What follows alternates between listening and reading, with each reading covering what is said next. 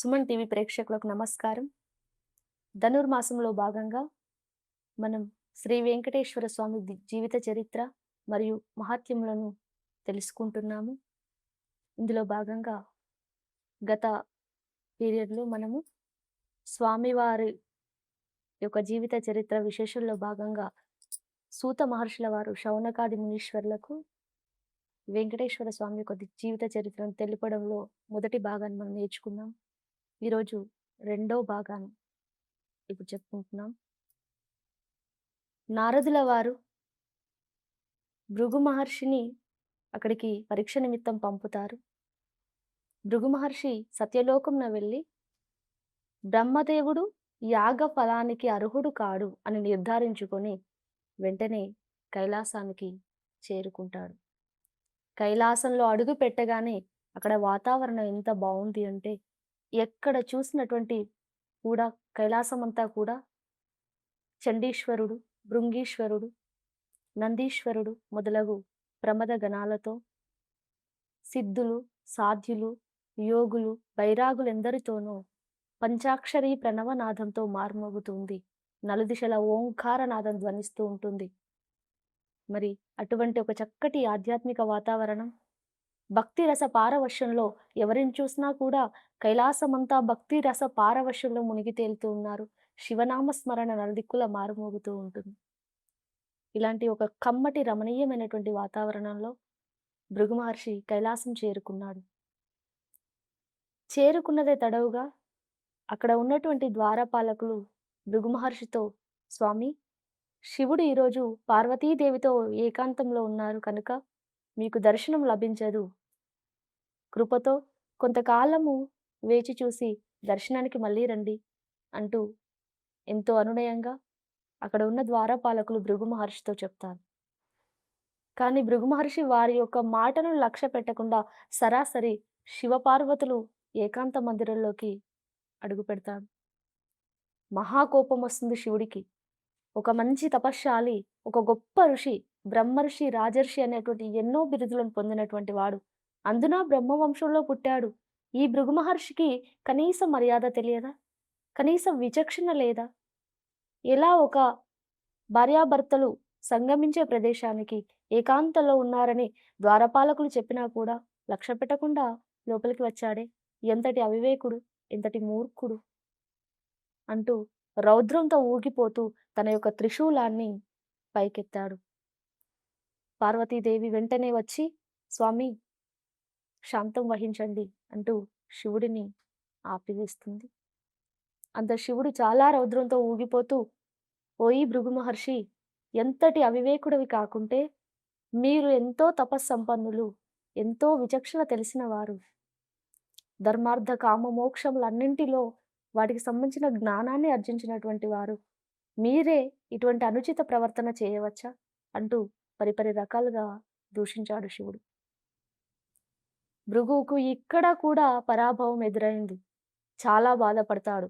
అరెరే, ఏంటి బ్రహ్మలోకంలో అలా జరిగింది, కైలాసానికి వచ్చినప్పుడు శివుడు ఇలా అన్నాడు, ఎంతటి రజోగుణం ఉంది శివుడి దగ్గర అంటూ, ఓయ్ శివ, నేను వచ్చినటువంటి విషయం ఏంటి, ఎందుకు వచ్చాడు భృగువు అనేది గమనించకుండా నన్ను మీరు దూషిస్తున్నారు.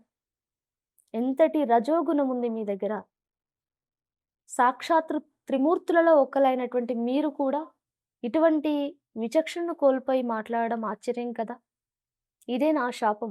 భూలోకంలో మీకు మీ దేవాలయాల్లో మీ మూర్తికి బదులుగా శివలింగం ఉంటుంది, దానికే పూజలు జరుగుతాయి, మీ రూపం ఎక్కడా ఉండదు అంటూ శపించి అక్కడి నుంచి ఇక వైకుంఠపురానికి వెళ్తూ ఉన్నాడు భృగు మహర్షి.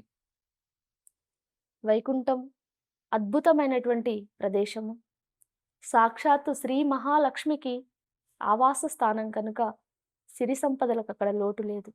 భోగ భాగ్యాలతో, ఐశ్వర్యాలతో తులతూగుతూ ఉంది వైకుంఠపురి. అక్కడంతా కూడా ఆనందమే, మరేది కాన రావడం లేదు. ఎక్కడ చూసినటువంటి అష్టాక్షరీ మంత్ర ప్రణవనాదం. స్వామివారిని పరిపరి విధాల తన్మయత్వంతో కొలుస్తున్నటువంటి యక్ష, గంధర్వ, కిన్నెర, కింపురుషాదులెందరో వేయినోళ్ళ స్వామివారిని అర్చిస్తూ తన్మయత్వంతో గానం చేస్తూ ఆ అఖిలాండ కోటి బ్రహ్మాండ నాయకుడి యొక్క కృపకు పాత్రులు కావాలి అనేటువంటి తపనతో ధ్యానం చేస్తున్నారు స్వామివారిని.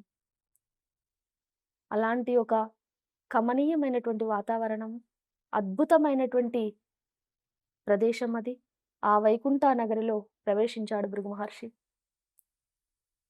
వైకుంఠంలో భృగు ప్రవేశిస్తున్నటువంటి సమయంలో నారాయణుడు శేషతల్పంపై పవళించి ఉన్నాడు. అమ్మవారు లక్ష్మీదేవి ఆయన యొక్క పాద సన్నిధి దగ్గర చేరి తన మృదు మధురమైనటువంటి హస్తాలతో స్వామివారి యొక్క పాదాలను ఒత్తుతూ ఉంది. తటాలున భృగు మహర్షి అక్కడికి రావడమే కాకుండా తన కుడి పాదంతో స్వామివారి వక్షస్థలం మీద తంతాడు. నివ్వెరపోతుంది లక్ష్మీదేవి. ఒక్కసారిగా ఉలిక్కిపడి లేచి పక్కకు నించుంటుంది. స్వామివారు అంత తన్నినా కూడా లేచి, అరెరే భృగు మహర్షి, ఎంతటి అపరాధం జరిగిపోయింది మీ పట్ల.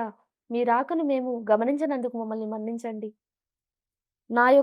నేను ధరించినటువంటి ఈ ఆభరణాలన్నిటివి గుచ్చుకొని మీ మధురమైనటువంటి పాదాలు ఎంత కందిపోయాయో కదా! మీకు ఎంతటి అవస్థ కలిగించాను. నన్ను క్షమించండి అంటూ ఆయన యొక్క కుడి పాదాన్ని స్వామివారు సాక్షాత్తు చేతిలోకి తీసుకొని అలా ఒత్తుతున్నట్టుగా నటిస్తూనే ఆయన అరికాలులో ఉన్నటువంటి జ్ఞాన నేత్రాన్ని చిదిమివేశాడు. వెంటనే జ్ఞానోదయం కలిగింది భృగు మహర్షికి. అమ్మా! అయ్యా! అంటూ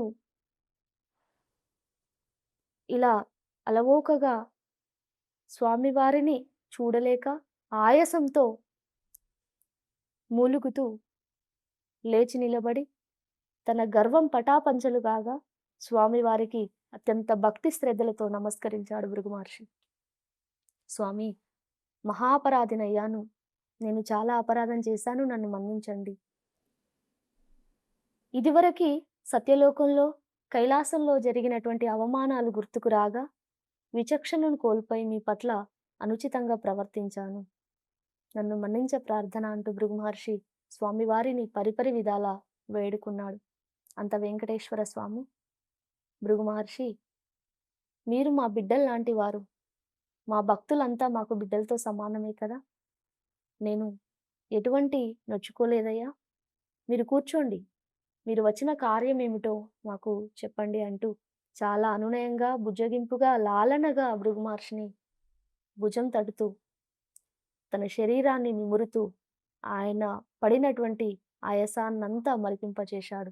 ఆయన యొక్క మధురమైనటువంటి చేతి స్పర్శతో భృగు యొక్క జన్మ ధరించింది. ఆయన తరించిపోయాడు. స్వామి, ఏంటి నాకేం అర్థం కావట్లేదు. అఖిల లోకాలకు కర్తవైన మీరు, అనాథనాథుడైన మీరు, అఖిలాండ కోటి బ్రహ్మాండ నాయకుడైన మీరు, మీ యొక్క పావనమైన హస్తాలతో నా శరీరాన్ని స్పర్శించడమా? నాకు పరిచర్యలు చేయడమా? ఎన్ని జన్మల సౌభాగ్యం చేసుకున్నాను ప్రభు నేను. ఎంతటి సౌభాగ్యం నాకు ఈరోజు లభించింది. స్వామి, నా జన్మ ధన్యమయ్యింది. ఇది చాలదా ఈ జీవితానికి అంటూ స్వామివారిని అనేక రకాలుగా ప్రార్థించాడు. ప్రభు, నేను సత్యలోకానికి వెళ్ళాను. బ్రహ్మ అక్కడ నన్ను అవమానించాడు. కైలాసానికి వెళ్ళాను. శివుడు కూడా నన్ను అవమానించాడు. మీ పట్ల ఇంత అపరాధం చేసినప్పటికీ మీరు ఎంతో అనునయంగా, ఎంతో శాంతంగా నన్ను కళ్ళు తెరిపించారు. మీకంటే గొప్పవారెవరు లేరు. మేం చేస్తున్నటువంటి యాగ ఫలాన్ని అందుకునే అర్హత కలిగినటువంటి వారు మీరే. త్రిమూర్తులలో విష్ణుమూర్తికి మాత్రమే నేను చేస్తున్న యజ్ఞ ఫలాన్ని అందుకునే అర్హత ఉంది. మాపై కృపతో మీరు వచ్చి మేం చేస్తున్నటువంటి యజ్ఞ ఫలాన్ని స్వీకరించి మమ్మల్ని ఆశీర్వదించే ప్రార్థన అంటూ భృగు మహర్షి స్వామివారి దగ్గర సెలవు తీసుకొని మళ్ళీ గంగానది తీరానికి చేరుకున్నాడు.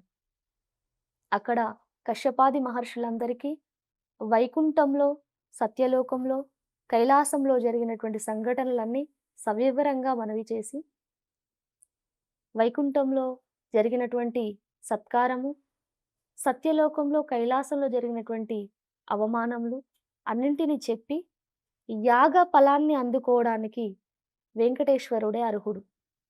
అటు సత్యలోకం వెళ్ళాను, బ్రహ్మ తమో గుణాన్ని ప్రదర్శించాడు. ఇటు కైలాసం వెళ్ళాను, శివుడు రజోగుణాన్ని ప్రదర్శించాడు. కానీ ఒక్క వైకుంఠపురిలో మాత్రమే శ్రీమన్నారాయణుడు ఎంతో సత్వగుణంతో, ఎంతో కరుణా సముద్రుడై, శాంతమూర్తి అయి, నేను అపరాధం చేసినా కూడా ఆయన ఏమాత్రము నొచ్చుకోకుండా నన్ను ఆదరించాడు. కనుక త్రిమూర్తులలో సత్వగుణం కలిగిన వాడు వెంకటేశ్వర స్వామినే. వైకుంఠంలో నారాయణుడే నాకు కరెక్ట్ అనిపిచ్చాడు. కనుక మన యజ్ఞ ఫలంకి అర్హుడు ఆయనే.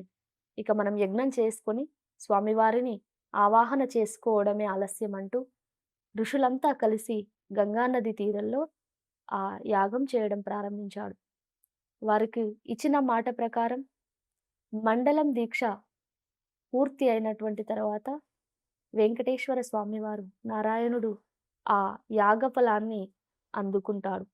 ఆ యాగం దగ్గరికి వచ్చేసి వారిచ్చినటువంటి యాగఫలాన్ని అందుకొని ఋషులందరినీ ఆశీర్వదించి లోక కళ్యాణం జరుగుతుందని వారికి భరోసా కల్పించి స్వామివారు వైకుంఠం చేరుకుంటారు. ఇదంతా బాగా జరిగింది. ఇక్కడి వరకు స్వామివారు వైకుంఠం చేరుకోవడము, ఇక్కడ ఋషులను ఆశీర్వదించడము, బ్రహ్మ యొక్క అహంకారాన్ని ఈ విష్ణుమూర్తి పటాపంచలు చేయడం ఇదంతా బాగుంది. ఇక ఇదంతా జరిగాక మళ్ళీ వైకుంఠం వెళ్ళాడు విష్ణుమూర్తి. అక్కడ లక్ష్మీదేవి చాలా అలిగి, అలుక వహించినదై, చెప్పరానటువంటి అవమాన భారంతో కుంగిపోతూ కనిపించిందాయనకి. చాలా బాధపడిపోయిందావిడ. స్వామి, ఒక ఋషి అయినటువంటి వాడు, ఒక సామాన్యమైనటువంటి మానవుడు మిమ్మల్ని తన్నడం, అందున మీ వక్షస్థలం మీద తన్నడం. వెంకటేశ్వర స్వామి వక్షస్థలం సాక్షాత్తు మహాలక్ష్మి నివాస స్థానం. మరి మీ వక్షస్థలంలో కొలువున్నటువంటి నన్ను తన్నడము, అది భరించి కూడా మీరతనికి సపర్యలు చేసి ఎంతో గౌరవంగా భూలోకానికి పంపించడం. అంటే నన్ను ఎంత అవమానించారండి. మీతో 7 అడుగులు నడిచానే. మీతో సహజీవనం చేస్తున్నానే. మిమ్మల్ని పెళ్లి చేసుకున్నానే. మీ సహధర్మచారిని నేను. నన్నొక సాధారణ మానవుడు అవమానించడము, మీరది భరించి అతనికి సేవలు చేయడం. నన్నెంత అవమానించారండి. ఇన్నేళ్ళు మీతో కలిసి కాపురం చేస్తున్నందుకు నేను అనుభవించిన ఫలితం ఇదా అంటూ అమ్మవారు అలిగిపోయి ఎంతో ఏడుస్తూ ఒక మూల నించొనుంది. అప్పుడు స్వామివారు లక్ష్మీ వల్లభుడాయన. లక్ష్మీదేవి అంటే అలవి మీరిన అనురాగం ఆయనకి. దేవి, ఎవరైనా ఋషులు కావచ్చు, మరి వారిని ప్రేమతో చూడడమే మన యొక్క విధి, కర్తవ్యం, బాధ్యత. ఏ తల్లిదండ్రులైనా బిడ్డల మీద నొచ్చుకుంటారమ్మా? బిడ్డలన్న మాటలకి కోపం తెచ్చుకుంటారా? కనుక భృగువును క్షమించు అంటూ స్వామివారు ఓదార్చే ప్రయత్నం చేశాడు. కానీ అమ్మవారు ఎంతకు వినిపించుకోనిదై, ఆ భృగు మహర్షి ఎలా అయితే నా వక్షస్థలం, నా నివాస స్థానంలో తన్నాడో, అతనికి సరైనటువంటి శిక్ష పడాల్సిందే. నన్ను అవమానించినటువంటి బ్రాహ్మణ జాతి భూలోకంలో విద్యలమ్ముకొని దరిద్రులై జీవింతురుగాక అంటూ శపించి, అక్కడి నుంచి ఆమె వైకుంఠాపురి నుంచి భూలోకం దిగి వచ్చి కొల్హాపురి వద్ద ఒక పాము పుట్టలో చేరి తపస్సు చేసుకుంటూ అక్కడ హరినామ స్మరణలో ధ్యానం చేస్తూ ఉంటుంది. ఈ రోజు వరకు మనము అమ్మవారు భూలోకానికి రావడము అనే అంశం వరకు చెప్పుకున్నాము. నమస్కారం.